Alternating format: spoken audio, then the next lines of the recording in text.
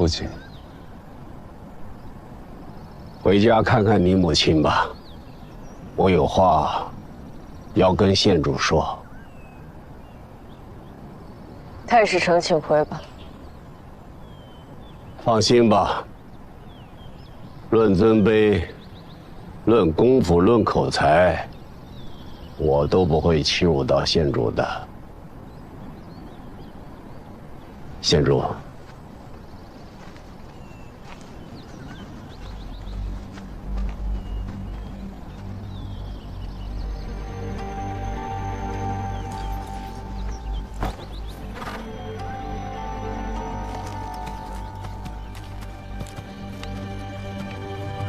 萧太傅一直对当年端王府的惨案讳莫如深，也不希望太史丞与我有太深的纠葛。但我知道，萧太傅并非当年的凶手，所以太傅最好能说一些我不知道的事，不然就没有交易可以跟我谈。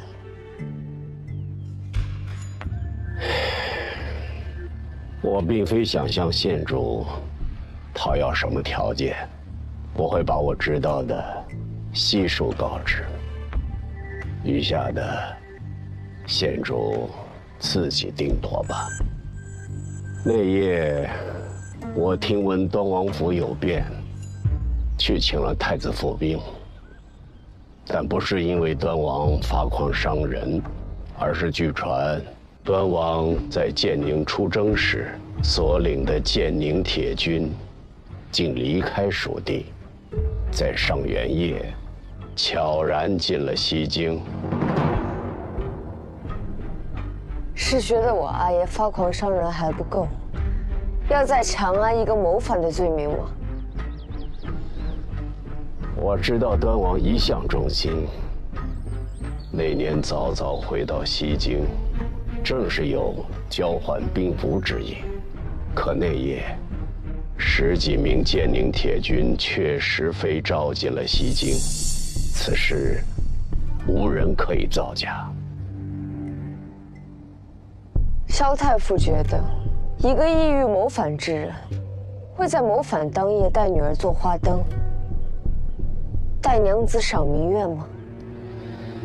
我若不觉此事蹊跷，那夜又为何要去端王府呢？那你赶到的时候，意外已经发生了。端王府被精武卫围住，无人可以出入。我知道此事重大，绝不可让太子府兵被人看到，就让他们绕路四散离开。我本想去端王府查看究竟，没想到见到了怀瑾和你。是太傅将我送进宫中的？不是我。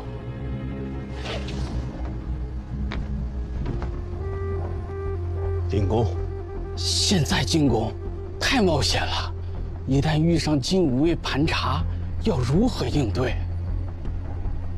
不进宫，我还能送他去哪儿啊？送进宫，太傅如何向圣上解释？您无论如何今夜都不应该出现在这儿，更不该救下县主。把他先带回府，或者找个地方先安顿下来。太傅，端王府内什么情况无人知晓，此事圣上如何判定也无从得知。你若与此事有所牵连，不仅会影响萧家，连太子也……那要如何？把他留在这儿，他有命能醒过来吗？人各有命，小郎君救他出来，已经是给他一线生机。之后的事，不是太傅能左右的了。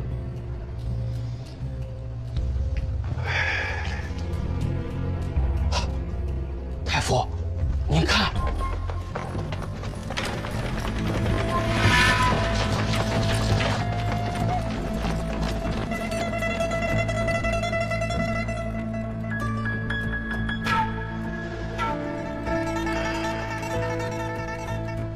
能如此了。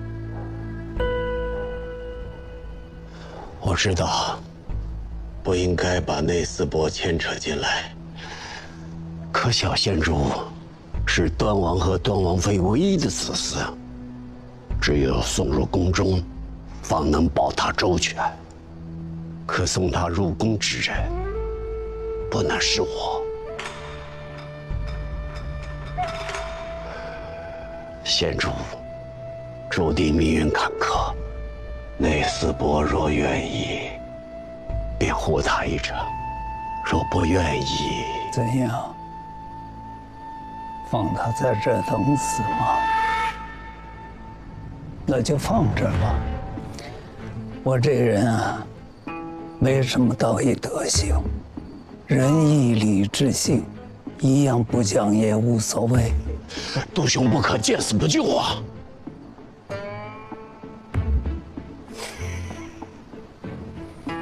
虚伪的文人，杜兄骂得好，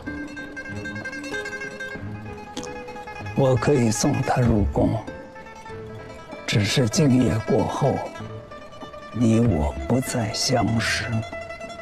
这孩子的命是你们父子俩救下的，不过以后可能你没机会听他向你道谢了。小莫大惨，是我不配。县主，就拜托杜兄了。保他一命，应该不成问题。来，杜兄就不问我今夜为何来此吗？我也算阅人无数，还没看走眼过。杜兄大义。杜兄禀报圣上，说他在端王府角落的柴房里发现了你，推测你是被府中的突变吓昏了过去。圣上和朝中所有人都等着你醒来，各怀心思的等着你开口说出，当夜端王府到底发生了什么。可是我什么都不记得，我只记得睡前阿耶陪我做了花灯，一觉醒来我变成了孤儿。就算你只记得这些，也会给你惹来杀身之祸。我和内斯伯一直有所防备，你在巨叶池边落水，绝非意外。不过，最可怕的不是他们敢对你下手，最可怕的是，他们故意当着你和太史丞的面对我下手。他们知道是你救了我。我不确定，也无从验证。无论他们是否知道，那件事与我都是震慑。他们是在警告你，不许与我有牵连，更不许探究端王府之事。我只能希望你永远不要想起来，至少这样，你是安全的，我和怀瑾也是安全的。只是没想到，你还是想起来了。是我拖累了萧家，也害了师父。过去的事我无法改变，往后我会和萧家、和太史丞划清界限。我来找你，不是为了保全萧家的。怀瑾性子温润、和善，但和你一样执拗。此事他决意要查，就算你和他划清界限，他也一样会查下去。萧家的命运就交给天意吧。可此事都是因我而起，我不能什么都不做。那就请县主相信他，怀瑾绝非有意隐瞒。当年他也不过是10几岁的少年，这15年来，他拼命地想忘记那一晚的事情，也希望你不要再想起来，因为他知道夜夜被梦魇惊醒的痛苦。但知道你想要查明真相之后，他又强迫自己，不断地去回忆那晚发生的事，哪怕能想起一丁点细节，也愿意一次又一次地把自己投入到那晚的噩梦之中。我承认，我有私心，为萧家，为太子，为朝堂局势，我会有隐瞒，但怀瑾绝对没有。他自始至终只是想护着你，就像那晚一样。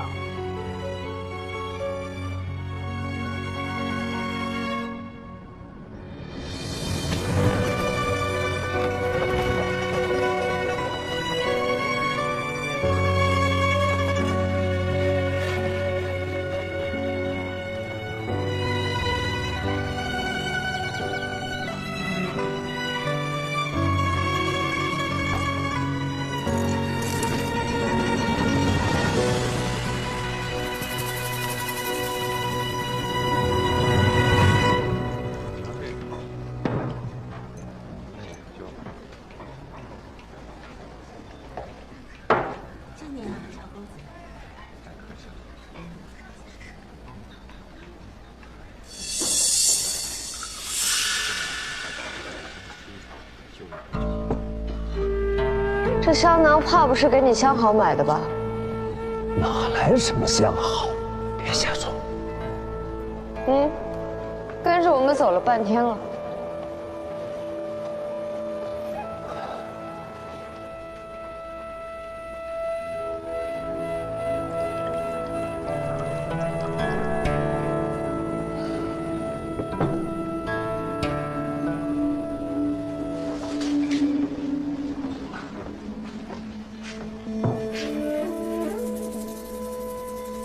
真是薄情。嘿，你佩仪，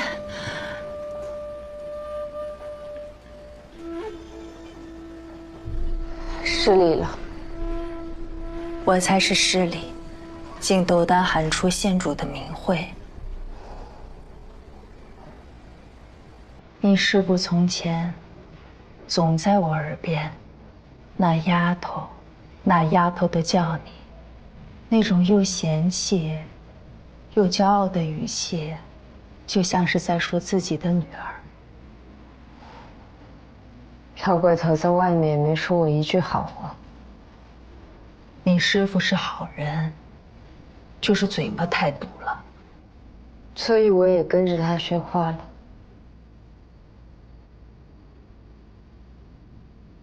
我与他相识之时，他是武将之子。我只是商贩家的小女儿，他对我一直都很照顾。我对他也有意，只是后来他父亲获罪了，他作为罪臣之子入宫，写了内业局之后，县主，你要知道。像我这样的女人，总要活着。今天不用说了，我明白，是我冒失。其实，他入宫之后，我们从未断过联系。他对我仍然照顾有加，只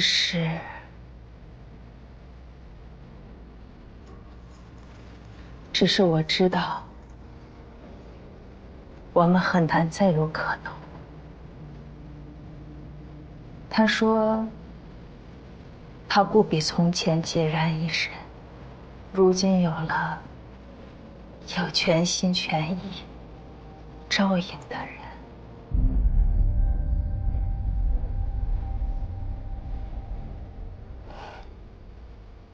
不过就是个泥菩萨，自身难保，还想顾他人周全。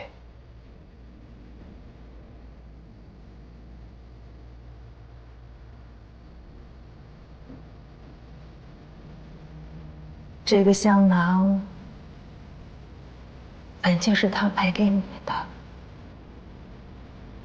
如今他不在了，我把它还给你，你也留个念想。你留着吧，他留给你的只有这个。但我这身功夫，我的臭脾气，我这张不饶人的嘴，都是从他那儿来的。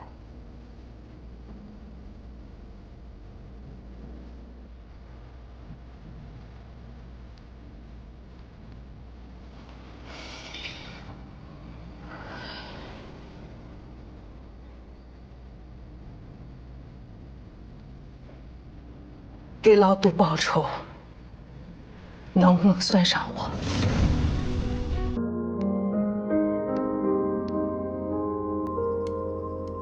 这是我在扬州新买的胭脂，还没试过色。来，你帮我画。哇，那我可手生啊。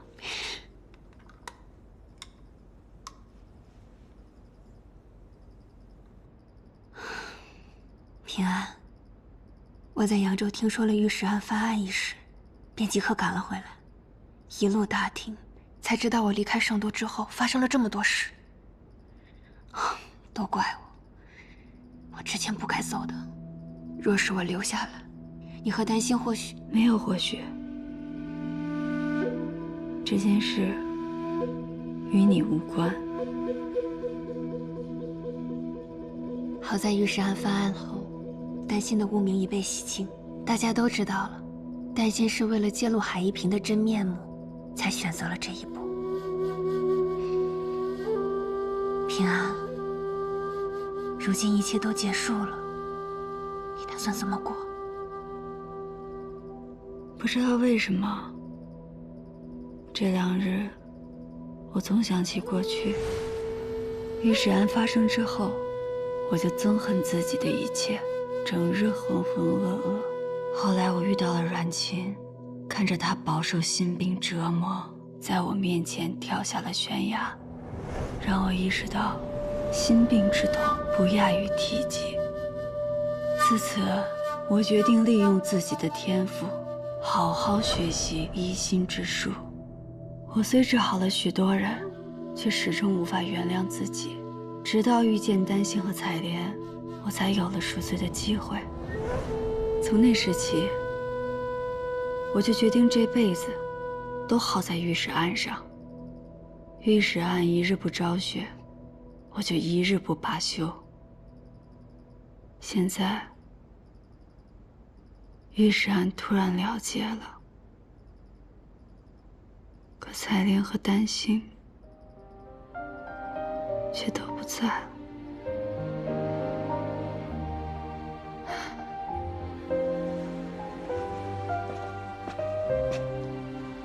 平安，如果没有你，原案昭雪不知要等到何年何月。你也是受害者，没有人会再怪你的。那你呢？还要继续留在万国乡吗？我也没想好。这阵子不见，你又瘦了很多，先别想着医人了，好好照顾自己吧。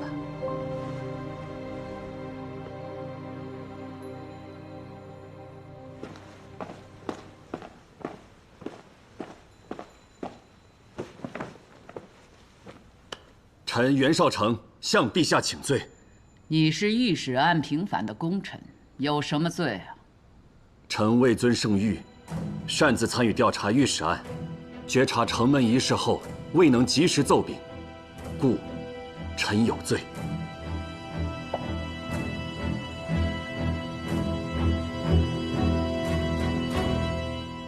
你是没能及时奏禀，还是不想及时奏禀？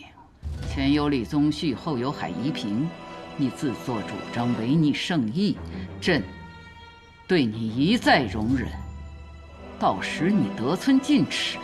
陛下是明君，常言大局为重。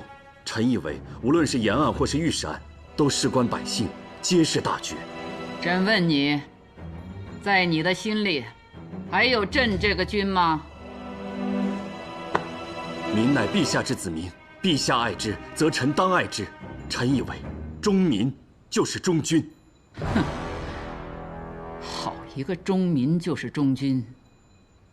海夷平常在朕面前说：“古之为政，爱人为大，民为社稷先。”你们近日往来甚密，连说话都像了。陛下，言的事你就不用再管了，日后除传诏外，无需再来回话，就管好你大理寺分内之事吧。是，臣遵旨。少卿，御史案后，圣上有提对你的犒赏吗？没有。考公司评定已经结束，好些寒门升了官，你分明办了大案立了功，却丝毫没你的份，圣上也太偏心了。这圣都四四方方，犹若棋盘。可我不会做任何人的棋子。你先去忙吧，我还另有去处。好。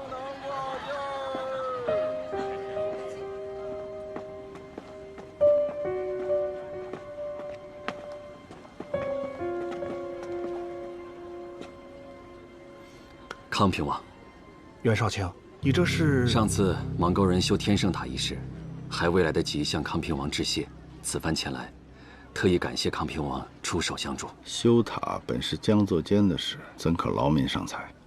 不必言谢。上次康儿带冰糖糕回府，你有心了。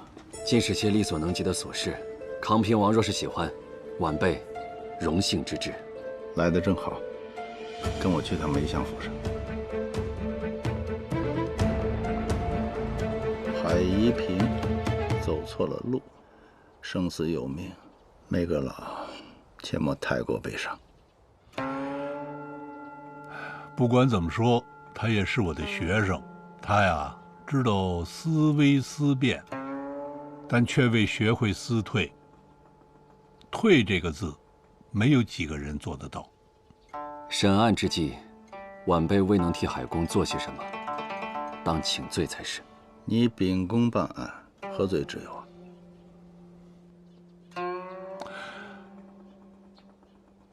你对叶平安怎么看？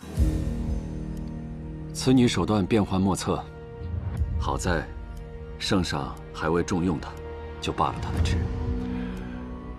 你看啊，庄子说：“去德之类，达道之赛。”叶平安做到了。叶平安可以摒弃虚名，顺应人性，从而布局。大才。可惜啊，圣上却不予任用。哎呀，这才女可惜喽。圣上要真是不想留她，早就把她逐出圣都了。哎，你看我画的这个卷人，耸眉搭目的，越看越像李仆射。说起李仆射，此次圣上新政下来，他一声不吭啊，这不是他的作风。这些新政若是早颁布，那势必会引起士族的强烈反对。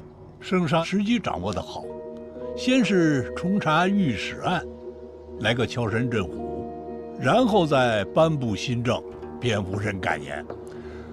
哎呀，李氏一族如今都求自保，会安静一阵子喽。御史案，少城是立了大功的，可此次考功却没给他升调。梅阁老，你我共同推荐少城，为尚书右丞，如何？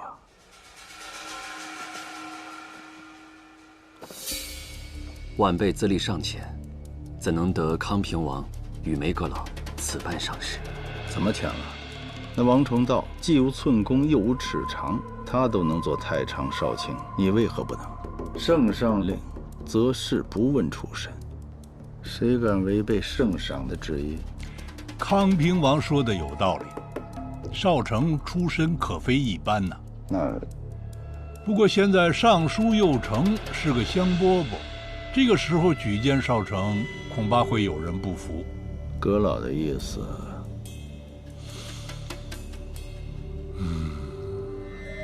给徐陵吧。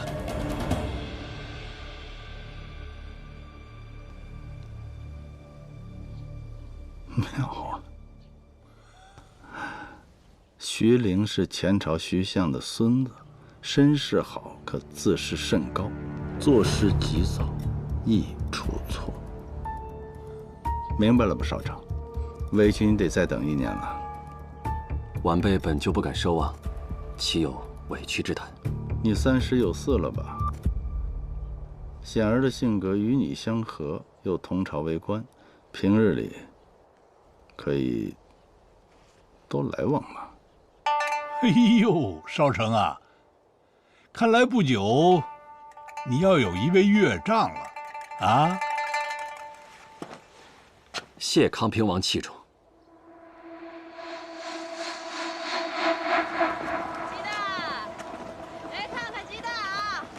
丰饶盐铺今日降价，数量有限啊，先到先得。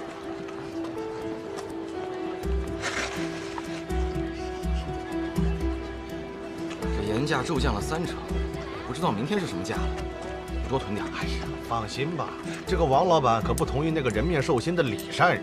他昨天在那个商行立誓，说这个盐价只会降不会涨，所以不用买那么多。那太好了。你要不要囤点？家里还有。手脚都麻利点儿。啊！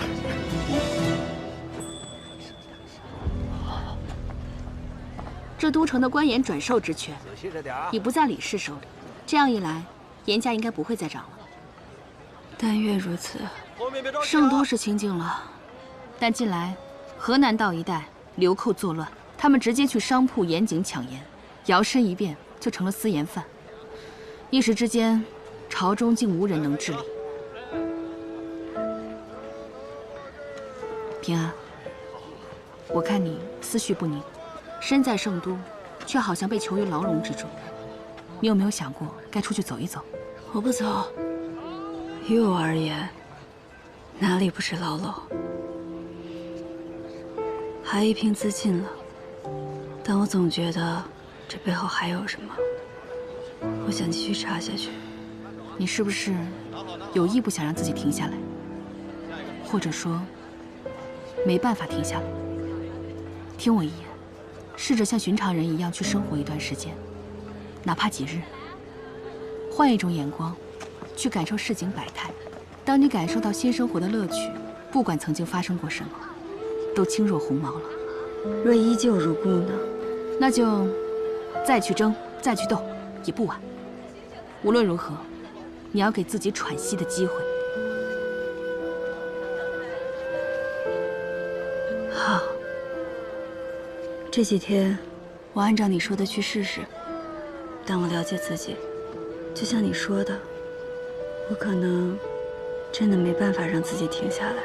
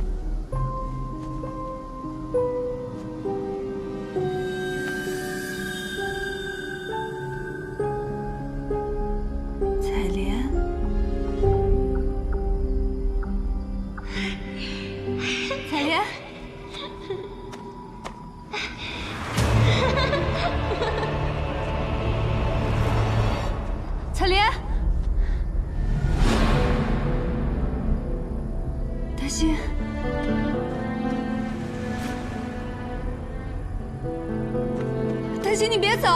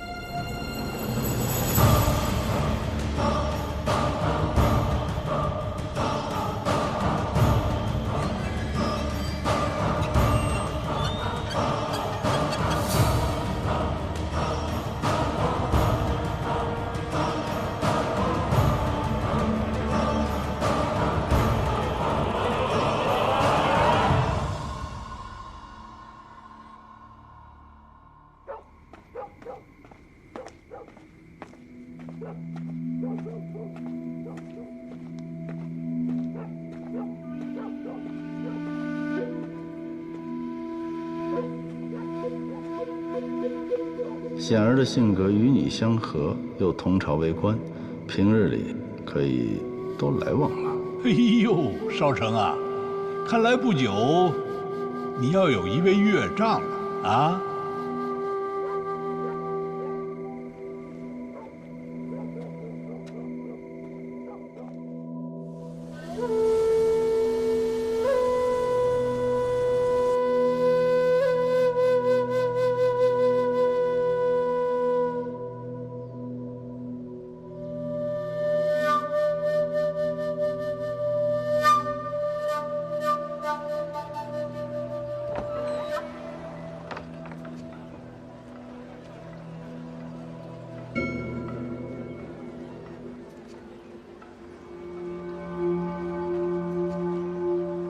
你是？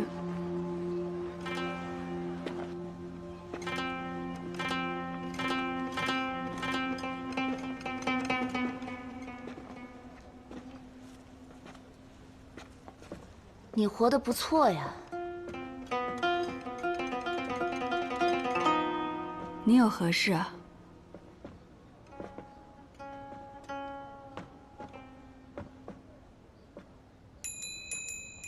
我心中有郁结，可惜谁也解不了。不如你先说出来听听。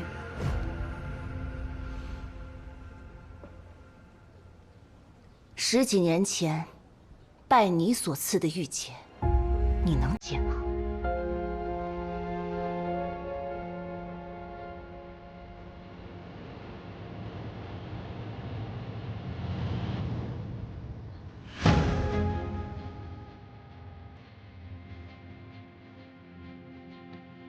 我永远也忘不了那天，我遇到了一个天真无邪的小女孩，可就是那个小女孩，竟然把我带进了地狱。你知道我被锁在废宅的绝望吗？你知道那些恶人是怎么一遍一遍的折磨我吗？还有那场大火，空气里都是人肉被烤焦的味道。若不是我被关在最后一间房，侥幸找到了逃出去的机会，我也会被活活的烧死。我忍着伤口的剧痛，硬生生的挺了过来。我现在这个样子，连我自己都觉得恶心。直到有一天，我看到了御史案布告，我我才发现，原来你就是当初的那个女孩，你还成了声名远扬的新一。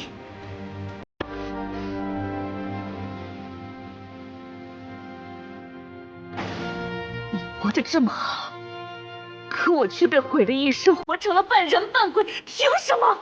你活在这世上一天，我就痛苦一天。你为什么还活着？你为什么不去死？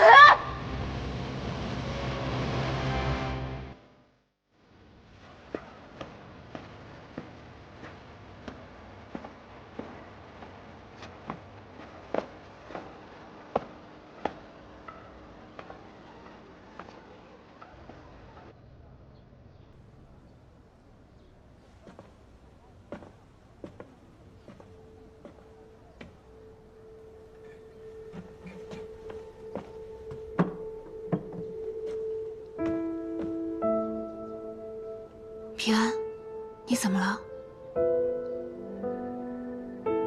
没什么，昨夜没睡好罢了。好凉。这样，我去煲点补气血的汤药给你，你可得给我都喝了啊。好，我一定都喝掉。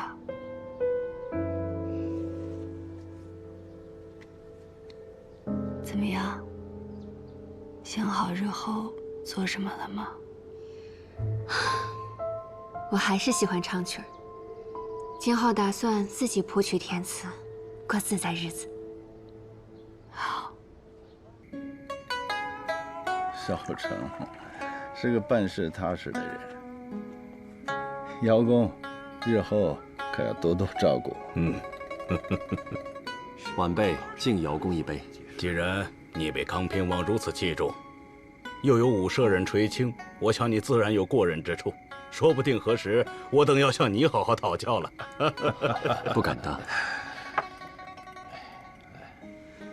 哎呀，少成一表人才，未来可期。那我等就提前恭贺康平王了。